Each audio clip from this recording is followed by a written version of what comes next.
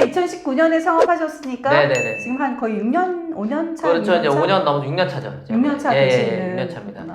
그 어려운 스타트업을 하고 계시는데 네네. 어렵죠. 스타트업 막상 하신 거 이제 네. 많은 창업자들 하고 네. 싶거나 뭐 스타트업 하고 싶은 분들에게 선배님으로서 네네네. 스타트업 하기 전에 생각했던 것과 막상 스타트업을 하고 나니까 아 돌이켜보니 이런 것들을 준비했어야 됐다라고 네. 선배 스타트업 대표님으로서 한번 좀 말씀해 주실 것들 조언이 있으실까요? 아, 물론이죠. 퍼시스트 라이프의 저자이자 프록시 헬스케어의 대표인 김영옥 대표님을 모셨습니다. 대표님 안녕하세요. 네, 안녕하세요. 네네. 불러주셔서 감사합니다. 네네. 먼저 이제 그 저희 구독자분들을 위해서 네. 간단한 자기소개. 아, 예. 저는 이제 의과대학으로 시작을 해서 공학 박사의 길을 간 다음에 회사 대기업을 한 6년 다니다가 또 약간 대장암이라는 또 개인의 또 이런 위기를 또 극복을 하고 또 창업을 6년 전에 해서 현재는 헬스케어, 프록시 헬스케어 스타트업의 대표를 맡고 있는 김영욱입니다. 네, 반갑습니다. 3년 전에 저한테 이런 질문 하셨으면 제가 바로 답이 탁탁 나올 것 같아요. 이렇게 하시라고.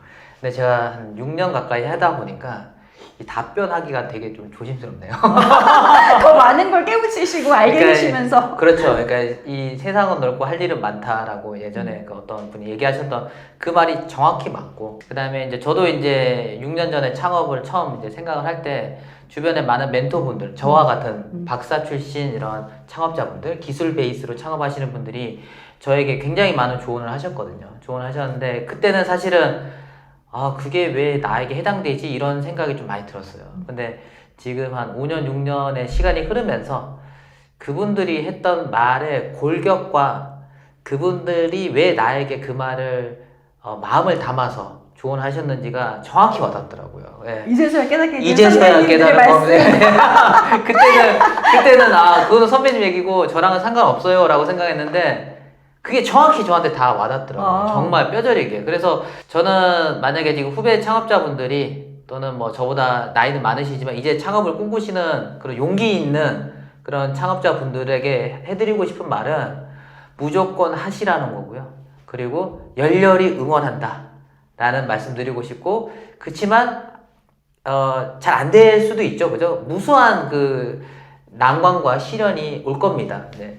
제가 말씀드릴 수 있는 거는 제가 뭐 다른 조언보다도 아마 무수한 난관과 시련이 있을 때 혹시 이 영상 보시고 저한테 이메일이나 연락 주시면 제가 뭐 커피 한 잔 사드리면서 그 고민을 들어드릴 수 있다. 그게 제일 중요한 것 같아요. 네, 하시고 싶은 창업 아이템이 있으면 주저하지 말고 하시고, 그치만 하면서 어려운 일이 생겼을 때 연락할 수 있는 분이 반드시 있어야 되는데 뭐 제가 직접 만나진 않아도 이 영상을 만약에 보시고 저에게 연락을 주신다면 제가 커피 한 잔 사드리고 많은 얘기를 함께 하는 게 그게 제일 창업자들에게 중요한 것 같아요. 어려움 많으셨구나. 많았습니다.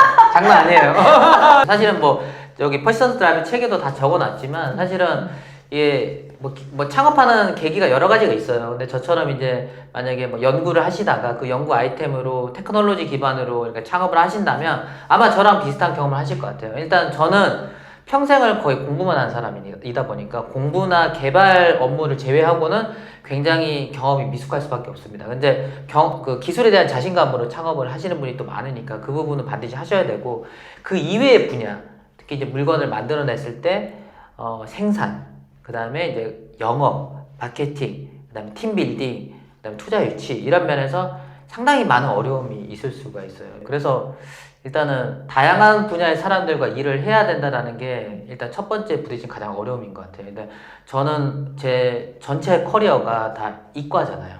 그리고 저는 의과대학에서 딱 이과, 그 다음에 전기전자공학이라는 아주 그냥 코어 수학, 물리 하는 사람들, 그리고 이제 미국 유학 가서도 이제 딱 그 연구하고 그다음 논문 발표하고 누구든 세계적인 과학자들과 일을 이렇게 하다가, 그리고 제가 삼성 들어가서도 이제 탑 엔지니어들과 함께 일을 하고 그리고 저는 그 이과 사람들과만 계속 일을 하다가 이제 막상 창업을 하게 되니까 이과만으로 회사가 돌아가지 않잖아요. 그러니까 문과도 있고 문과라고 하면 뭐 제가 한 번도 만나보지 못한 뭐 인문학 이런 분들과 이제 얘기도 해야 되고 뭐 심지어 마케팅 이런 데 들어가면 예체능, 디자인 그리고 이제 비전공자들과 이런 어려운 기술을 소통을 하면서 해야 되는데 그런 부분에서 제 마음대로 이렇게 딱 이렇게 빨리빨리 이렇게 진행이 되지 않더라고요. 스타트업은 시간이 제일 중요하고 그리고 빠른 성과가 제일 중요한데 아무래도 좀 그런 면에서 퍼포먼스 잘 나오지 않는 부분을 대표가 이제 또는 창업자와 코파운더들이 이런 거 다 메꿔서 가야 된다라는 게 이제 그 부분이 가장 큰 어려움인 것 같아요. 그 부분이 진짜 힘들었어요. 처음에 이제 제품 만드는 것까지는 그나마 어떻게 했는데 물건 팔고 그다음에 글로벌 비즈니스 하고 또 그러다 보면 또 해외 사람들 만나면 또 그 나라의 문화가 또 다 달라요. 이거는 전공이 다른 거랑 또 그냥 분야가 다른 거에서 넘어서서 문화가 다르고 랭귀지가 다르니까 그 갭을 또 메꾸는 것도 상당히 어렵고요. 그래서 어쨌든 뭐 이게 멈추지 않고 도전하는 게 제일 중요한 것 같고요. 이런 어려움은 아마 저뿐만 아니라 막 이공계가 아닌 분야에서 창업하신 분들은 또 이공계 사람들과 일하면서 또 어려움이 분명히 있을 겁니다. 다 상대적인 거고. 그 부분이 좀 가장 어렵고 그게 얼마나 빨리 극복되느냐에 따라서 회사의 성장 속도도 결정나는 것 같아요. 아, 네. 네. 그 맨 처음에 창업하셨을 때 많은 멘토나 네. 선배들이 네. 좋은 말씀 해주셨을 네. 때 네. 어렵다는 것도 말씀해 주셨을 때는 네. 내 얘기가 아니야. 나는 잘 극복할 수 있고 나는 예외적인 인간이야 라고 생각했는데 네. 막상 6년을 하고 보니까 네. 그 말들이 지금이야 막 뼈에 네. 사무치게 뼈에 사무칩니다. 느껴지시는데 네. 저기 대표적인 거 한 개만 말씀해 주세요. 예, 있죠. 일단은 제가 창업하고 6개월 만에 제가 시제품 만들어서 제가 제일 존경하는 물리학 박사 출신이시고 현재 상장사의 이제 회장님이십니다. 네. 근데 그분을 만나서 이제 제가 치소를 드리면서 이제 좀 이제 영업도 좀 하고 좀 조언을 구하려고 갔죠. 가니까 이제 그분이 이제 김 박사 고생 많다 이러더니 회사를 한번 쫙 보여주시더라고요. 이제 제조하시니까. 그래서 이렇게 하고 이런 부분은 잘 해야 돼라고 그런 부분 머리 쏙쏙 들어오죠. 왜냐면 개발이고 이제 생산 제조니까. 그리고 나서 저를 이제 식당에 데리고 가서 이제 제일 자주 가시는 단골집이었는데 그냥 아시죠? 뭐 좋은 거 주세요. 이렇게 이제 주문을 그렇게 하셔가지고 고기를 딱 사주시면서 첫 번째 질문이 김 박사 근데 사업을 꼭 해야겠어? 이러더라고요. 시작한 사람. 이미 시작했는데 그리고 본인도 하셨는데 하시고 한 20년째 지금 잘하고 계신데 돈도 잘 벌고 계신데 저한테 딱 하는 질문이 저는 이제 맥이 딱 풀리더라고요. 그러니까 김 박사 이제 창업을 꼭 해야겠어? 이거 장난 아닌데 이러더라고요. 이제 그때는 그 말을 했을 때 그 당시에 제가 느낀 거는 아니 뭐 의지를 가지고 열심히 하겠다는 후배가 왔는데 왜 약간 좀 길을 꺾으시나 이런 생각을 했는데 지나고 나서 생각해 보니까 그분은 제가 아까 말씀드린 그런 걸 다 겪으신 거예요. 그리고 이분도 원래 그 한국의 유명한 키스트라는 곳에서 이제 연구원으로 안정적인 생활을 포기하시고 이렇게 창업으로 뛰어드신 분이거든요. 그리고 나서 이제 20년간 많은 걸 겪고 나서 정말 저를 좋아하시기 때문에 저에게 그런 말씀을 하신 것 같아요. 지금 제가 그분이 왜 그런 말을 했냐고 생각해 보면은 이게 수많은 우여곡절이 다 있을 건데 저 공부만 하고 저 순수한 김 박사가 많은 어려움을 겪고 그 다음에 많이 상처를 받을 텐데 라는 게 그분 눈에 보였는 거죠. 또 그분은 또 그렇게 길을 또 가셨고 그래서 저는 이제 그때는 그 귀를 닫았죠. 왜냐면 뭐 쉽게 말해서 뭐 본인은 하시고 왜 나는 하지 말라고 하는 거야? 그래. 뭐 이렇게 들리잖아요. 내가 꼭 잘해서 나도 잘할 수 있다는 걸 보여줘야지라는 이런 오기가 생겼죠. 두 번째 또 멘트가 뭐였냐면 꼭 하겠습니다. 그러니까 김 박사 돈 있어? 돈 많아? 이러더라고요. 돈이 많냐? 이렇게 묻더라고요. 그래서 좀 기분 나빴죠. 기분 나빴죠. 아니 뭐 돈 있는 사람만 사업하나? 그렇지, 맞아요. 그리고 뭐 투자 잘 받아서 하면 되지. 나 투자 잘 받아 자신 있는데 뭐 선배님은 뭐 돈이 그렇게 안 많아 보이는데 창업하셔놓고 그래서 그때도 기분이 나빴죠. 역시 기분이 나빴죠. 듣기 싫었어요. 근데 지금 와서 생각해 보니까 그 말은 무슨 말이냐면 무수한 재무적 위기가 올 수 있다는 거죠. 사업 운영하면서. 사업 운영하면서 그때 내가 돈이 풍부하거나 쩐이 확실하면 그 위기를 스스로 극복하면 되니까 남한테 손을 안 벌려도 되고 좀 비굴한 상황을 좀 덜 겪어도 되는 거죠. 근데 내가 가진 자본이 없는 상태에서 물론 투자 유치를 잘해서 뭐 잘 운영하는 분들 너무 많겠지만 분명히 그런 위기가 왔을 때 누군가에게 또 손을 벌리고 이런 과정을 겪을 것 같은 사랑하는 후배가 또 그런 길을 가는 게 안타까워서 그런 얘기를 하신 거죠. 저도 사실은 뭐 지난 5년이 넘도록 이렇게 지나면서 그런 일을 겪었거든요. 네, 실질적으로 재무적 위기를 겪었고 그다음 어렵게 극복을 또 했고 근데 그러는 거 겪으면서 그때 선배님이 왜 그 말을 저한테 했는지 알겠더라고요. 그래서 그 부분이 지금은 되게 와닿고요. 세 번째 또 하신 말씀이 뭐냐면 그래서 이제 김 박사 돈 많아요. 아 뭐 돈은 뭐 만들면 되는 거 아닙니까? 한번 잘 해보겠습니다. 이렇게 넘어갔어요. 그러니까 아 그래 열심히 해봐 또 이렇게 하시더라고요. 세 번째 질문은 뭐냐면 김 박사 근데 하다가 힘들면 나한테 와. 그러면 내가 밥 맛있는 거 사줄게 이러더라고. 투자하신다는 게 아니고? 투자는 아니고 밥을 맛있는 거 사준다는 거예요. 그때도 그거는 기분이 그렇게 나쁘진 않았어요. 밥 사준다니까. 근데 이제 사실은 뭐 이제 창업하시면 초반에 엄청 바쁘거든요. 모든 걸 다 대표가 해야 돼요. 저도 뭐 거의 뭐 지금도 뭐 엄청 바쁘지만 근데 이제 그때 밥 사준다니까 고맙긴 한데 한편으로는 아 내가 밥 먹으러 여기까지 오고 이러면 시간이 꽤 많이 소요되는데 그리고 밥이야 뭐 그냥 맛있지 않아도 그냥 한 끼 먹으면 되지 이런 생각으로 뭐 섭섭하진 않았는데 뭐 그렇게 막 기분 나쁘거나 이러진 않았는데 그렇다고 막 와 이러지도 않았어요. 대수롭지 않게. 그렇죠. 대수롭지 않게 넘어간 거죠. 근데 6년이 지나서 왜 선배님이 그 말했는지를 이제 생각해 보니까 말할 데가 없는 거예요. 대표는. 대표가 고민 있을 때가 되게 많거든요. 예를 들어서 재무적인 어려움 또는 뭐 예를 들어 불량 문제 또는 수출이 잘 안 되거나 또는 뭐 투자가 잘 안 되거나 이런 것들을 내부 직원들과 공유할 수가 없어요. 공유하는 순간 우리 회사 망하는구나 해서 직원들 다 떠날 수 있잖아요. 그죠? 근데 그럴 때 말하고 싶을 때 자기한테 오라 그 얘기예요. 그거를 밥 사준다고 표현하신 거예요. 네. 그래서 그 세 가지가 제가 그 선배님한테 들었던 그 당시에는 약간 뭐 상처, 약간 뭐 왜 이런 얘기를 굳이 나한테 하시나 귀에 다 들리지 않았는데 한 4년 지나니까 귀에 싹 박히더라고요. 예, 너무 중요해요. 그래서 저도 그때 이후로 제 후배님들이 뭐 창업하신다고 하면은 제가 꼭 그렇게 얘기합니다. 대표님 혹시 힘드시거나 뭐 제 도움이 필요하시면 언제든지 연락하시면 제가 커피 한 잔 사드리겠다고 그리고 밥 한 끼 같이 먹겠다고 그러면 예, 되게 좋아하세요. 예, 저는 그게 제일 중요한 것 같아요. 창업자들에게는. 그러니까 저희가 이제 뵐 때 원래 사실은 의대에 나오셔서 네. 의사가 됐으면 안정된 길을 갔었을 그렇죠. 테고 또 뭐 서울대 전자공학과도 되게 네. 조기 졸업하셔서 네네네. 조기 졸업하셔가지고 미국에 가서 메릴랜드 최고 그 전자공학 중에 최고인 학교에서 박사를 굉장히 빨리 받으셨잖아요. 특허도 많이 가지시고 한국으로 복귀하셨었는데 갑자기 이제 창업을 하신 거잖아요. 지금 창업하신 거 다시 후회하거나 이러진 않으시는? 뭐 이게 만약에 그런 것 같아요. 후회라는 게 후회를 해서 돌아갈 수 있으면 후회해요. 만약에 돌아갈 수 있다면 더 잘할 자신이 있으니까. 근데 이제 알잖아요. 후회해봐야 뭐 변하는 건 없잖아요. 그래서 후회하지 않으려고 합니다. 그리고 후회하지 않아요. 네. 일단 지금까지 저희가 해놓은 걸 바탕으로 더 앞으로 성장을 해야지.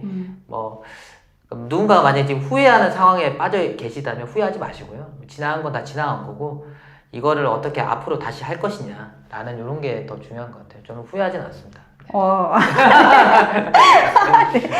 네. 이제 스타트업 하고 나면은 많은 분들이 같이 하자, 뭐 파트너도 있고 거래처도 있고 다 전문가죠. 다 전문가들 하시는데 이제 그런 분들 중에서 어떤 분들이랑 일을 하거나 안 하거나 아니면 어떤 사람과 같이 이제 그 사람을 발탁하거나 안 하거나 하는 그런 기준 같은 게 있으신가요? 그럼요. 이게 뭐 저도 뭐 수많은 유통상과 그 협력자 분들을 만나봤을 때 지금도 복귀를 해보면 모두가 다 전문가고 모두가 그 분야에서 자기만의 노하우가 있다고 주장합니다.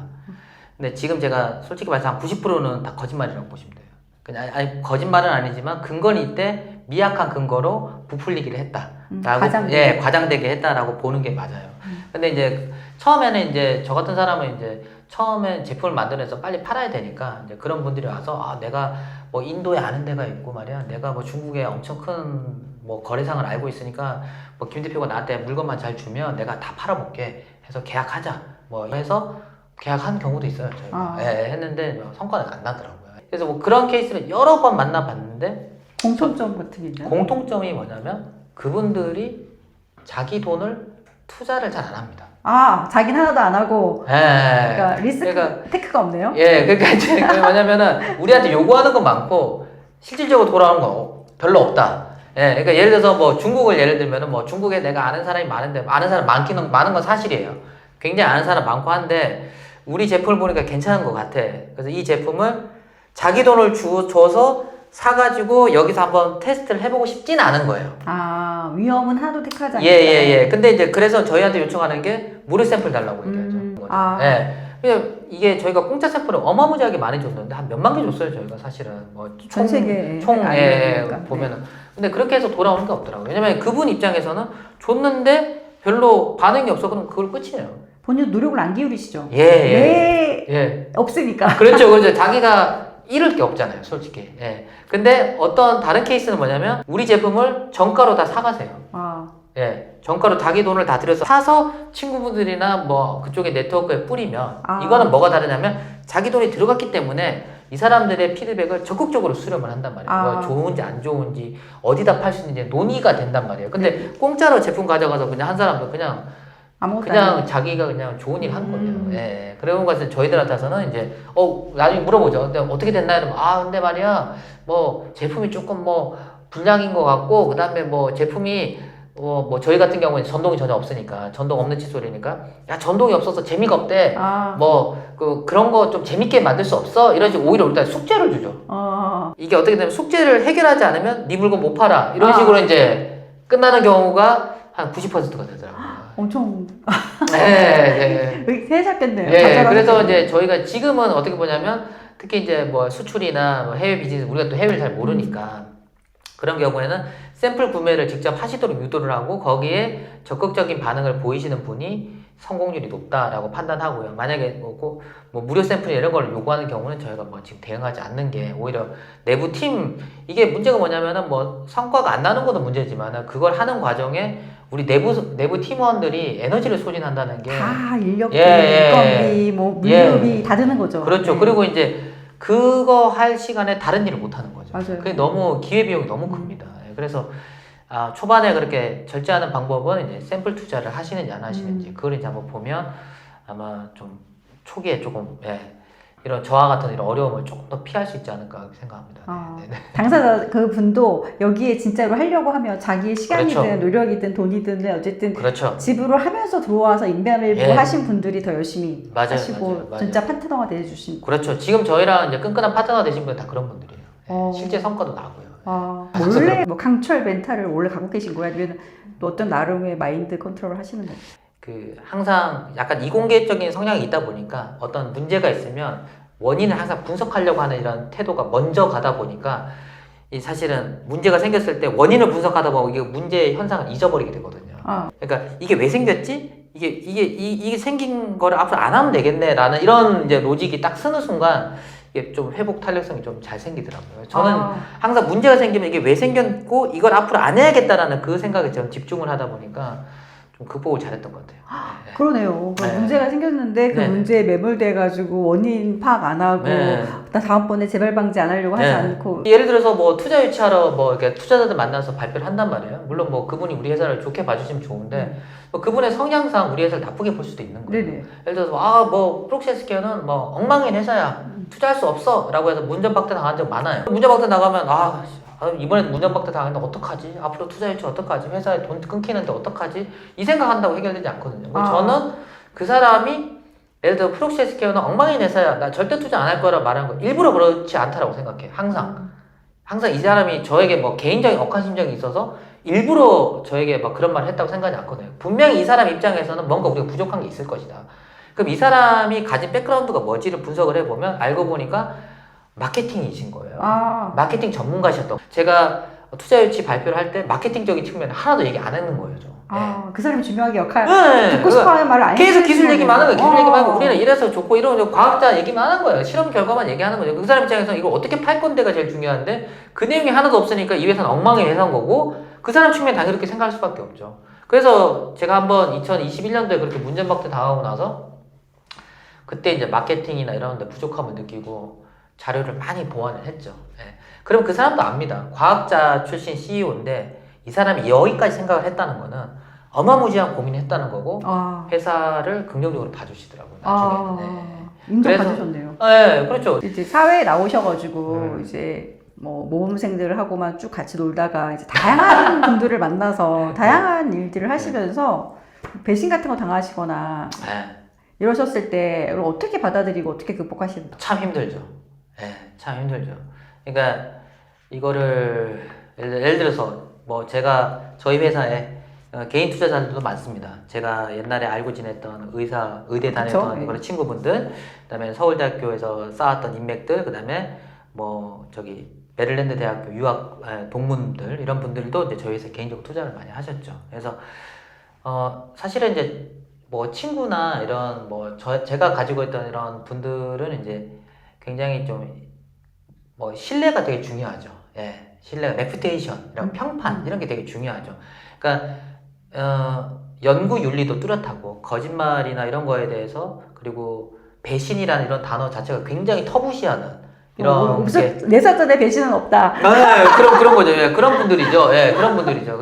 그런 분들과 저는 이제 어떻게 보면 반평생을 그렇게 이제 보냈는데, 이제 프록시 세큐어라는 이런 사실 뭐 듣보잡 회사 처음에 듣지도 보지도 못한 1인 기업이 나타나서 얘기하니까 일단 바로 그런 분들을 만날 수는 없어요. 예를 들어서 우리가 지금 뭐 칫솔을 잘 만들었다고 해서 바로 삼성을 만날 수 없습니다. 예, 삼성이 만나주지도 않고요.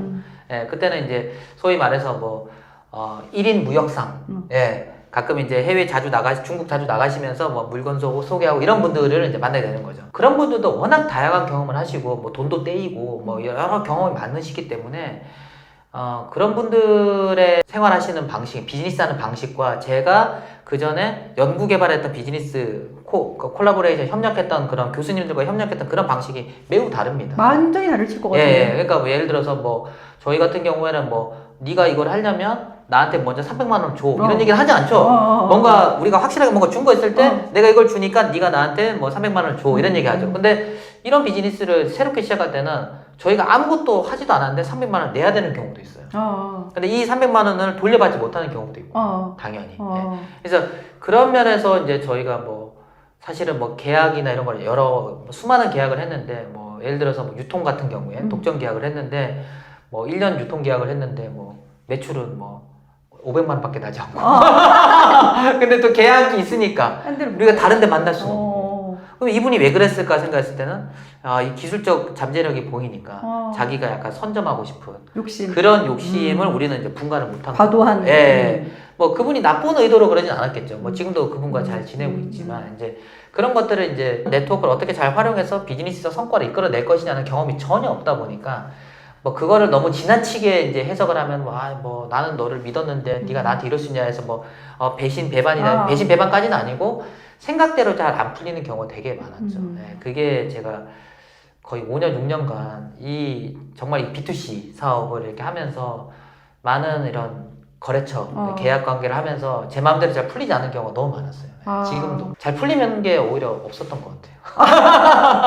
잘 될 거라고 계획을 청사진을 짜놨는데, 맞아요. 그렇게 청사진대로 되지 않는 많은 보병들을 만나게 되면 맞습니다. 또 해결하면서 그렇습니다. 궁극적으로 가시는 거잖아요. 원래 그런 과정을 겪는 것 같아요. 처음엔 저도 되게 짜증도 나고 이랬는데, 심지어 저희가 개발하는 것도 그런 일을 겪었어요. 예를 들어서 코로나 때 저희가 해외도 진출하기 어렵고 하니까 반도체도 쇼티지가 났잖아요. 그래서 부품 가격이 확 오르는 거예요. 그쵸. 그래서 저희가 이제 저희 제품에 들어가는 부품을 구하기 위해서 다른 데를 막 알아봤는데, 거기서 이제 저희가 원하는 동급으로 성능이 나는 이제 칩을 받은 거죠.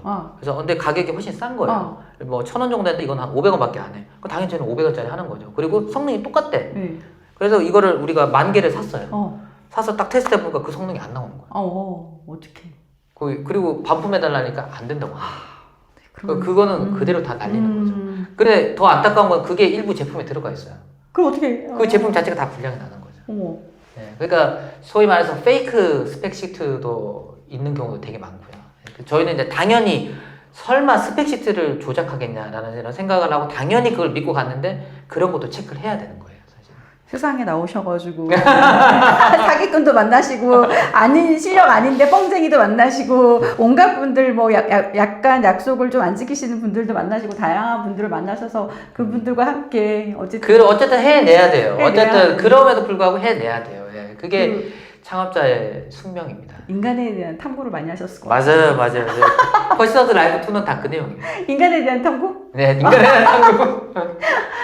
그러면 이제 저희가 이제 퍼스턴트 라이프라는 책을 낼 당시에 저희가 이제 원고를 다 작성을 하셔가지고 그렇죠. 저희에 주셔서 네. 편집을 다 한 다음에 최종적으로 제목회의라는 걸 했어요. 네. 그랬더니 그때 이제 김영욱 대표님은 자기 자신을 한 단어로 딱 말한다면 뭔가요? 했더니 퍼시스턴트라고 말씀하셨어요. persistent, 그 퍼시스턴트의 뜻은 뭔가요? 그 퍼시스턴트는 이제 쉽게 말하면 이제 밟아도 죽지 않는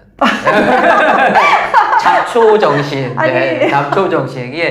이게 제가 박테리아 연구를 했잖아요. 세균 연구를 했잖아요. 세균 중에 가장 지독한 놈이 누구냐면 퍼시스턴트 박테리아예요. 이름이 있어요? 예, 있어요, 실제. 아. 퍼시스턴트 박테리아가 있어요. 그러니까 아무리 항생제를 넣어도 죽지 않는 박테리아가 있어요.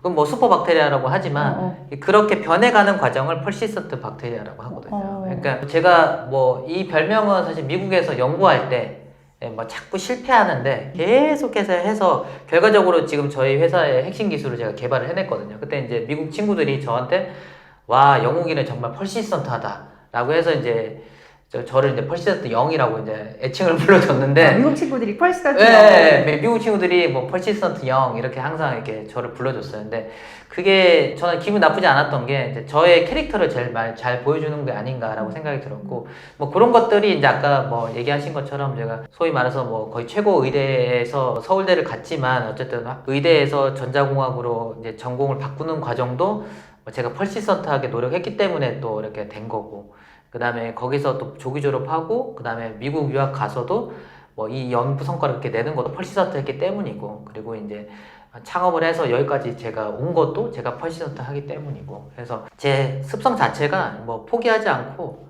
항상 끝까지 최선을 다하는 그게 저 김영욱이 아닌가라고 생각하고 또 그런 많은 분들이 또 계시고요. 네, 그래서 뭐 제 캐릭터를 이제 퍼시스턴트라고 이렇게 이제 다들 두려워할 것 같아요.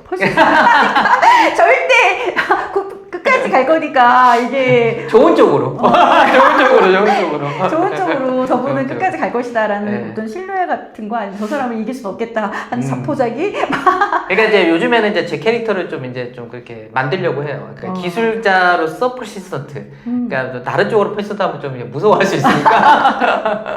네. 기술적으로 퍼시스턴트 하시는구나. 사람들에게 퍼시스턴트 하기보다는 좀 기술자로서 퍼시스턴트 하자. 네.